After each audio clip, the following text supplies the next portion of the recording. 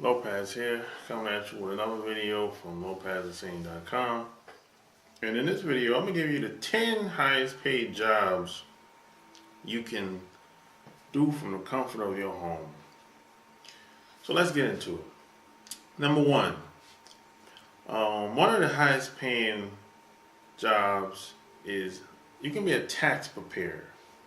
Now, if you know during tax season, the busiest time of the year for taxes is anywhere between January and April. So that's pretty heavy tax season. A lot of transactions being flowing through the banks from people, and you can do all this from home. You don't have to go anywhere. You can.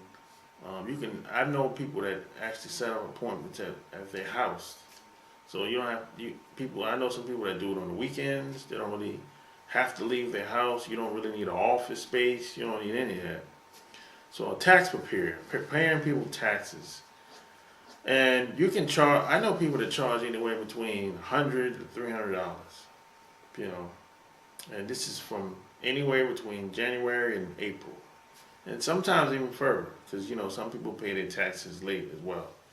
So preparing people's taxes, that's a good way to earn some money. Number two, graphic design. Now, if you're good at drawing, or if you're good at designing logos on T-shirts or on websites, and if you're good at maybe you can work in the tech space or in the music space, or maybe get into a little photography space. Pretty much anywhere in the marketing space, technology space, in those niche groups, in those areas, in those environments.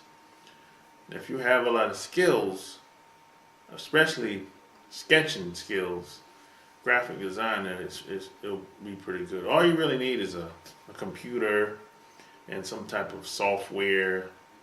A lot of times it's going to be maybe Photoshop or some type of software similar to Photoshop that you can use, or some type of sketching software program. And there's a lot of them out there. So graphic designer, that's pretty, it's pretty wide open. It's there's a lot of areas where you can make money and make a difference. Because a lot of companies need help, and a lot of people need help as well. So number three is public relations specialist. A public relations specialist is somebody that basically a lot of companies don't like bad press. They prefer good press, and your job would be to just make sure the company look good. Just make sure make sure they have a good representation out within the mainstream media or online. And if they get any bad press, your job is just help solve the problem and push through those negative feedbacks and comments that you might get online and within the mainstream media. So public relations specialist, that's a good field to get in. And number four, you can be a writer or an author. Now in this space, being a writer is pretty wide open. You can be a journalist, you can be an author, you can self-publish, you can get a book deal from a big brand if you like, you can write articles online, you can be on a lot of the websites online, like the Huffington Post, CNN. There's a lot of areas you can go and get into. You can become a copywriter.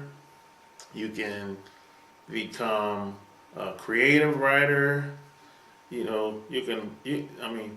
It's so many areas that you can get into. You can even work with a lot of the tech companies, because a lot of the tech companies and a lot of the marketing companies, they need writers, copywriters especially, to help them sell their products and services. Or you can just become kind of like a solopreneur. You can just become one of those people that just write a bunch of books in a particular niche from the comfort of your home and find a way to sell your books online or within the mainstream media, and that's it. You can take that route. I know a couple people that they write at least 2 books a year, and they sell their books online, and they do interviews, and online and offline, and they just find ways to sell their books, and they live off the royalties. You can take that route as well. And there's a lot of money in that space. So becoming a writer and author, that's good. Number 5, you can become a teacher. Now, with the rise of a lot of online courses from a lot of the major universities and a lot of the international schools that's online, they need people to teach. So you can like become like a teacher, and the qualification varies from university to institution. So you can do this. This can be like in some cases, you can make more money online teaching than you do within the normal school system. No doubt about it. So teaching online, that's a pretty big market. Number 6, you can become a market and survey researcher. These people basically, they do a lot of research online because a lot of the big businesses and some small businesses, they always want to find out what their competition is up to, and they're always seeking to have an edge. They're seeking a competitive advantage. So your job would be to do surveys and collect as much data as possible and send that data back to the company that you're contracted for, and then you get paid. Simple as that. So number 7 would be a registered nurse. Now I know this might sound like, well, nurses have to work at the hospital. No, that's not necessarily true. There's a lot of nurses that have contracts where they work with other people and at their house, actually. And there's a lot of nurses that they might have to leave their house for maybe one day every 2 weeks or something like that. And a lot of them might they might stay overnight. They might be contracted for like one person. So they'll work with that one person for a year or 2 or however long the contract is. But they don't have to go into an office. They don't have to work into an office. They might have to, have a meeting every once in a while or make some phone calls. But they don't have to work at the hospital. They don't have to work at a nursing home. They don't have to necessarily have to work there anymore. A lot of nurses have contracts with companies where they might work with an elderly person. So all they do is make sure the elderly person is taken care of. They don't really have to do anything. You just watch them, make sure they eat well, eat right. Make sure when they go to sleep at night, they put them in the bed, and that's basically it. Yeah. So being a nurse is very profitable, really. So number 8 is you can become a computer software engineer. Now these people basically write code, right? They're programmers. They create software online. Even some of the software that you probably use on your computer and some of the websites that you probably see is created by a computer software engineer. And a lot of times, the amount of money that they paid, it varies. It's going to depend on the company, and it's going to depend on how long they need you to work there. But basically, you don't have to go anywhere. You can do this online. Because a lot of companies usually have some type of membership website where you can log in and upload all your work you've done on this particular day and time. And at the end of the week, you get paid for your work. So You might have to make a couple phone calls every once in a while, but you might have to meet up every once in a while. I'm thinking probably once a month, or two, or one every one or two, once or twice a month, something like that. If that, you know. But most of your business can be taken care of probably over the telephone or over Skype or some type of video or face to face on an iPhone or something like that for the most part. So next you have a financial manager. A financial manager, basically, they handle a lot of financial accounts. They help people invest money. A lot of these people help people with their 401k, the IRAs. Basically, it's the typical packages that you get when you start working for a company.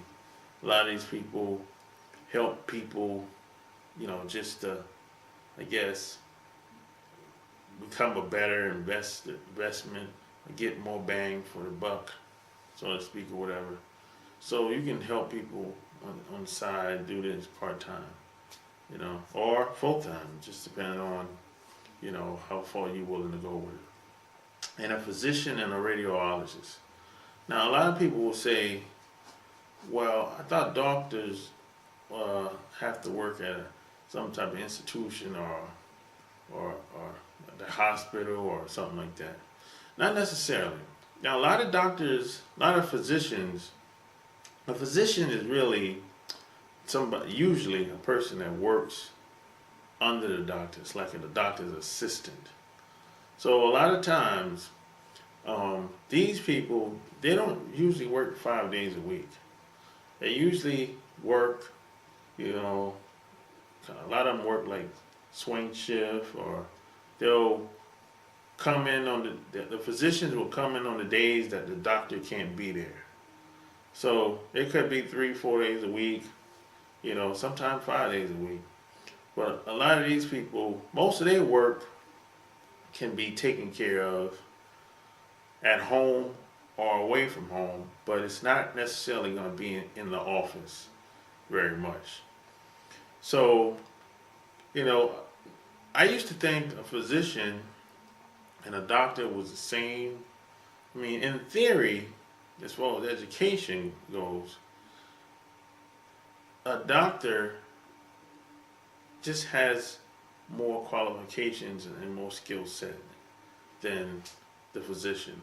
The physician usually works underneath the doctor to acquire skills and experience. And after a while, that physician will one day become a full-fledged doctor. So that's all it is. That's the difference. I used to think it was the same, but someone explained it to me, a doctor and a physician itself. So those are the 10 highest paid jobs you can do from home. And of course, there's probably more, but these are the 10 that I found to be the most profitable at the moment. So if you like what you heard, subscribe to my channel, check out my blog, lopezthescene.com, and share this video with people on your social media networks. So until next time, I'm out. Peace.